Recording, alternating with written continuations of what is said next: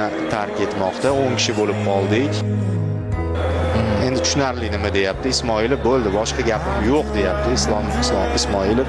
Tarvas berilsa kerak, chunki tashqari deydi. Endi bunisi ko'p. Nima bu do'stlar? So'nggi umid bo'ldi deb baholandi. Hakamga topshirmoqda Ismoilov.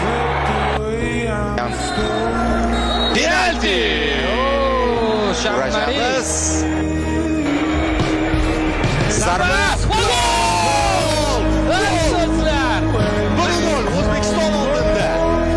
Urgan Saudiya Hasanov o'tdi. O'tdi, ichkariga kirdi. Yo'q, kirdi. Darvozalash.